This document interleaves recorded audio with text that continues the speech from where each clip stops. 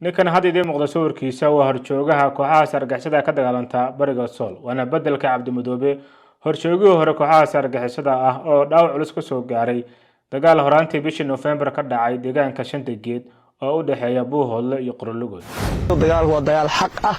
oo waxa weeyaan insha Allah Ilaahna ka rajeeyna insha Allah sida xaq ah inuu nawaafajiyo sidoo kale ninkan isagana wuxuu kamid yahay horjoogayaasha kooxaha argagixisada ah wuxuuna hadda ku sugan yahay qaybo kamid ah gobolka Sanaag wuxuuna hogaamiye u yahay hadda milashada soo baabishay maamulka Puntland wuxuuna ka tirsan ninkani xubno ay ku raajoogaan Mareykanka wuxuu hubka iyo saadka u gudbiyaa kooxda Daacish ee Puntland ka dagaalanta maxaa ka jira arintaas oo aanad been ka sheegaynin oo xaqiiqo ah oo information ku haya in ay taageerayeen shabaab Somaliland buuraha galgala markii la imaanayo dhulkooda la soo mari jiray isbitaalkooda manhalo ku yaal ceergaaba yani dhaawacooda lagu daweyn jiray intaan aqoonta lahayn ninkan hadda hadlaya ninkani waa madaxweynaha hore maamulkaasi Puntland waana madaxweynihii ka horeeyay Siciidani hadda ka aramay maamulkaasi Puntland ninkan deegaankiisu waa gaalkacyo waana xagga maskaxiyan ayuu xanuunsan yahay waa dadka ku shaqeeya klinika taariikhdiisu ninkan waxay ku sutan tahay Isaaq Nacaab iyo Hawiyaan Nacaab ma maqashay shabaab aan iyo waqooyi shabaab koonfurta gabadha ku jira waa maqashay waxaan marka kuwa badan oo xamaanay Puntland waxaad moodaa xataa kuwa anaga shabaabka ah iyo kuwan laga dhashay kuwa ka doqosaydan bismillah saaxiib yeel soo dhawaada muuqaalkana fogeeyso meel fog gaaro aan ku hormaray meeshii berbera ahayd cayb ka taagan waxaan safilayaa caybtaasi iyo sumcadilkaasi inuusan ka marneen ama uu salka ku hayaba arrimo ganacsi waxaana nasiib darraa ganacsatada Somaliland loolankii ganacsigooda inuu la galay siyaasad waliba siyaasadaasi sumcadil kuma oo kaliya ah ganacsigooda wuxuu sumcadil ku yahay jiritaanka iyo qadiyada Somaliland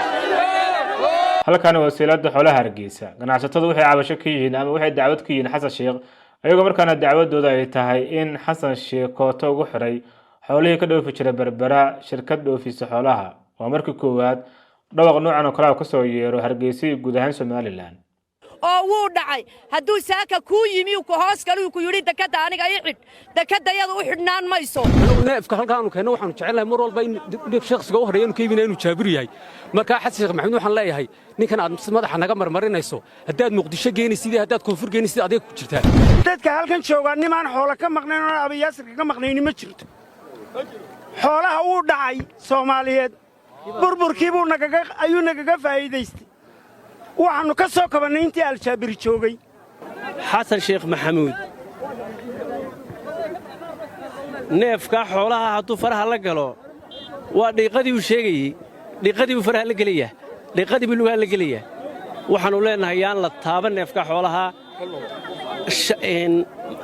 ninka carabka ee la sheegay tuuga ee ummadda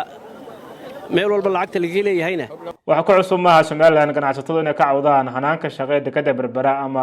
in ganacsatada ka cawdaan ganacsato kale laakiin mid la yaab kale oo cusub ayaa ah ganacsatada inay ka cawdeen nidaam ka baxsan nidaamka Somaliland iska badbaado qof reer Somaliland qof jooga xamar ay ka dhaadhaceen Xasan Sheekh ayaa u doomaray Somaliland dekada berbera wuxuu doona ka sameystay waxay soo muuqataa cabashadooda ganacsatadaani inay ka dambeeyaan ganacsato kale waaweyn oo loolan iyo tartan kula jirta shirkadaasi gacanta ku haysa dhoofka xoolaha berbera shirkadaas waxa la sheegay ayagana inay yihiin ganacsato kale oo reer Somaliland ah way fiican tahay in lagu tartamo ganacsiga laakiin ma qurux badna in la ismeeshimo ama in la iswanjalo qofka silaa Muqdisho xamar ka soo qaado warqadna oo xoolaha berbera kaga dhoofiyaan uu iska hadlay xukuma jiraan sharaf weyn bay tahay inaan noqdo wasiirkii u horeeyay sida ay sheegan odayaashu seelada soo dhaxtaaga markaana Sanaag labadii sano ugu dambeeyay bariga Somaliland gaar ahaan bariga Sool waxa ka dagaalamay kooxaha barkan oo isugu jira maleeshiyad hab qabaa'il u abaabulan iyo siyaasiyiin dana gaar kale colaadaasi iyo koox saddexaad oo markaas argaxiso ah oo ku soo hoos dhuumatay colaada deegaankaasi ka jirta saddexdaasba waxay ku wada socdeen colaad ka dhan ah Somaliland ninkan hadda idin muuqda sawirkiisa waa horjoogaha kooxaha argagixisada ka dagaalanta bariga Sool waana bedelka Cabdi Madoobe horjoogihii hore kooxaha argagixisada ah oo dhaawac culus ka soo gaaray dagaal horaantii bishii November ka dhacay deegaanka Shanta Geed oo u dhaxeeya Buuhoodle iyo Qorolugood dagaalku waa dagaal xaq ah oo waxa weeyaan insha Allah Ilaahna ka rajeeyna insha Allah sida xaq ah inuu nawaafajiyo insha Allah guulba inuu rajeeyna insha Allah dagaal ha loo wada diyaar garoobo midnimo insha Allah baa inoo ballan haddii eebba idmo furimaha horena ha layska soo xaadiriyo nin kasta waxay cududiisa u tarto ayuu waxa weeyaan libin iyo guul ku gaadhaya waxaan farayaa halkan waxaa jooga dad fara badan oo maleeshiyaadka argixisada Islam ay guryahoogii ay ka soo barakiciyeen hantidoodii iyo xoolahoogii ay biliqaysteen wuxuu leeyahay sallallahu alayhi wasallam qofka muslimka uma haboona inuu naftiisa duleeyo dadka dhigeysan doona waxaan kula dardaarmayaa inay u diyaar garoobaan inay difaacaan dadka iyo sidoo kale ninkan isagana wuxuu kamid yahay horjoogayaasha kooxaha argagixisada ah wuxuuna hadda ku sugan yahay qaybo kamid ah gobolka Sanaag wuxuuna hogaamiye u yahay hadda milashada soo baabishay maamulka Puntland wuxuuna ka tirsan ninkani xubno ay ku raajoogaan Mareykanka waa mahadsan tahay ciisow dowladda Mareykanku bayaan bay soo saartay waxay soo saartay liis ay ku jiraan ganacsato badan oo aad adiga ila hadlaya hadda ila soo xiriiray aad kamid tahay waxayna saartay xayiraad Mareykanku wuxuu ciisow kugu tilmaamay fududeeyaha hubka iyo saadka ee daacishta Soomaaliya haddana si kale kuugu dhigo waxay dhahan ciise wuxuu hubka iyo saadka u gudbiyaa kooxda daacish ee Puntland ka dagaalanta maxaa ka jira arintaas kooxdii haybta daaradkooda socoto colaadda kariida laascanood ayaga iyo maamulka Soomaaliyaba waxay aaminsanaayeen sida kaliya looga adkaan karo Somaliland inay tahay in lagu hubiyo lagu horkeeno Somaliland beelaha deegaanku ah dhulka la isku raahdo Somaliland midaas qalad ay ku ahayd sababtoo ah colaad kasta meel ka dhacda waxay wada saameysaa cid colaadaasi gadaal ka riixaysa iyo cid colaadaasi loo wadaba dagaalada hadda ka dhacay laascanood iyo guud ahaan barigaasi gobolka Sool wuxuu saameynaa amni iyo mid dhaqaalaba ku yeeshay maamulka Puntland oo kamid ah kooxihii gadaal ka riixaysa dagaalkaasi laascanood kooxda hubeysan Daesh markii hore go'doon ku ahayd buurtaasi ama buurahaasi galgala wixii ka dambeeyay dagaalka laascanood kooxahaasi waxay fursad u heleen ayagoo gurmad ah ama ayagoo ciidan ah inay yimaadaan laascanood taasoo u sahashay kooxahaasi inay ku fidaan qaybo kamid ah Sanaag iyo inta badan bariga gobolka Sool awoodna ku yeeshaan kooxahaas hubeysan Daesh deegaanada maamulkaasi Puntland maalmo kor waxaa la soo weeraray qasaaraan yar la gaarsiiyay ciidamo aruuris ah oo ku sheegan maamulka Puntland in ciidankaasi ay ka bilaabi doonaan howlgallo buuraha galgala laakiin xogaha soo taray waxay sheegeen ciidankaasi in loo waday dhinaca gobolka Sanaag iyo colaad ka dhacda Cergaabo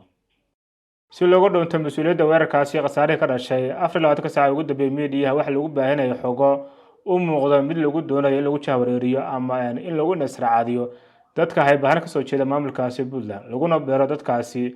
nacayb ah Somaliland iyadoo lagu eedeynay Somaliland wixii ka dhacay ama weerarkii ka dhacay Soonaha Boosaaso midaas waxa ka mid duwana eedeyntii laascanood maamulka Puntland iyo kooxdiisa dadka ay ku dili jireen laascanood haddana dililkaasi ay dusha ka saari jireen Somaliland waxaan ku sheegayaa oo dhab ah oo aan been ka sheegaynin oo xaqiiqo ah oo information ku haya in ay taageerayeen shabaab Somaliland suwan bay u taageerayeen doodaasna in badan baan anoo madaxweynaha Puntland aan kala dooda international community-ga safe haven bay u ahayd buuraha galgala markii la imaanayo dhulkooda la soo mari jiray isbitaalkooda manhalo ku yaala Cergaabo yani dhaawacooda lagu daweyn jiray marka haddii la yiraahdo ma haysaa dossier dhan baan ka qornay sida ay u taageeraan shabaab marka dad ku dhisan been iyo khiyaamo iyo maxaa la yiraahdaa iyo mataqaana masiir ku raadinaya qaab khaldan bay ahaayeen waana ka daba timid hadda intaan aqoonta lahayn ninkan hadda hadlaya ninkani waa madaxweynaha hore maamulkaasi Puntland waana madaxweynaha ka horeeyay siciidani hadda ka aramay maamulkaasi Puntland ninkan deegaankiisu waa gaalkacyo waana xagga maskaxiyan ayuu xanuunsan yahay waa dadka ku shaqeeya klinika taariikhdiisu ninkan waxay ku sutan tahay Isaaq Nacaab iyo Hawiye Nacaab ma maqashay shabaab caadiga waqooyi shabaab koonfurta galbeed ku dilan waa maqashay maxaa marka kuwa badan oo xamaanay reer Puntland waxaad moodaa xataa kuwa annaga shabaabka ah iyo kuwan laga dhashay kuwa ka doqosay badan intaas Puntland wax ku soo wadaan meel kale waxa lama aadaa ayaan darro waaye in ma aragtay qof mas'uul uu yiraahdo war annaga shabaabkanaga anagu been dilaan kuwa kale ma dilaan shabaab meeres wax ku dil ma jirto aadi ayaan darro tahay shabaabku annagana waana dilaan idinkuna waa idin dilaan sidii kaliya uga wada adkaan karno inay wada dilaan aan uga adkaan karnaan baahe inaan farta isku fiiqnaa uga adkaan karno aad iyo aad mahadsantiin sidoo kale ninkan wuxuu ka mid yahay oo xubin ka yahay kooxda uqdadaysan la baxday G20 waana kooxda hadda ku horanaysa deegaan kasta iyo deegaan Soomaali colaad iyo dagaal waana kooxdii dagaalkii laasacano riday sidoo kale ninkan kooxdiisa waa kooxda hadda ku horanaysa deegaanka Dacwaley gobolka Mudug galgadood ilaa inta laga gaaray Raas Kambooni colaadda iyo dagaalka qabaa'ilka